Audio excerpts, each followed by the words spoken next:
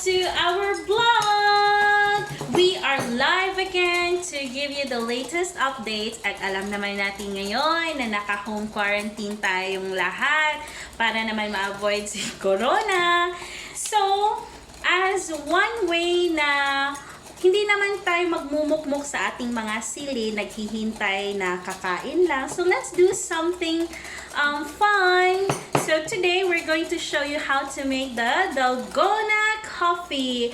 At sa mga fanatic ng crash landing on you, di ba? Narinig nyo si Seri na nag-mention ng dalgona. Ito na yon. So, ito yung ingredients natin. So, we have David of coffee. But you can use other coffee na available sa inyo. So, 2 tablespoons of coffee. Tapos, we also need sugar. 2 tablespoons din. And full cream. Hot water. 2 tablespoons din. Yan yung tablespoon po na ginagamit natin to measure. And then, yung model natin dito, so, na-mix na niya yung tatlong key ingredients natin. So, i-whisk mo siya for 20 minutes. So, di ba good exercise yon mga ka-people? A few eternity later.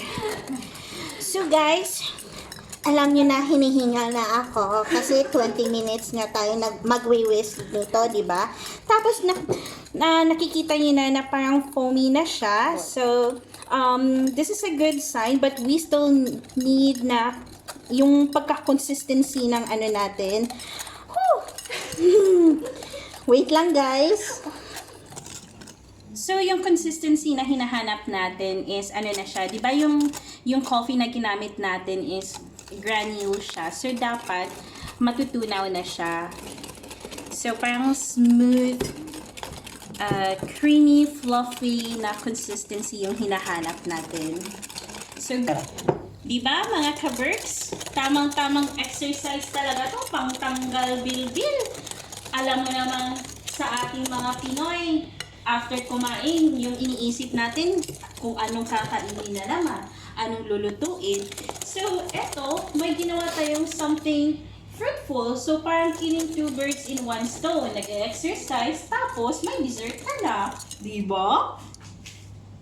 Guys, kung meron naman kayong mga mixer dyan or yung electric na egg beater, pwede nyo naman gamitin yun. Kaso nga lang, poor kami, and we also need to exercise. So yung, let's think positive na lang. Let's do it the manual way. So whisk pa more! Tapos, ito pa yung pinaka-key ingredients natin, guys. Ito yung ice. Pero, di naman, dapat natin i-crush ito. Kaya nga, crash landing on you, diba? Tapos, yung manual way, kasi mayaman tayo, ganito lang, guys. Pinaka-effective way na mag-crush ng ice. But, if masakit sa kamay, pwede mo din siyang didik-dikin. So, yan. Medyo nag-ano na siya. Na-crush na siya. Now, pour na lang natin yung crushed ice dito sa magandang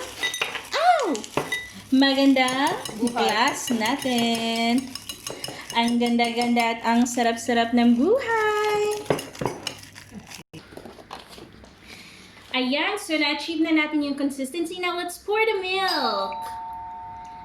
Teka lang for the and then now, for the final touch, we're going to pour the coffee. The dalgona coffee.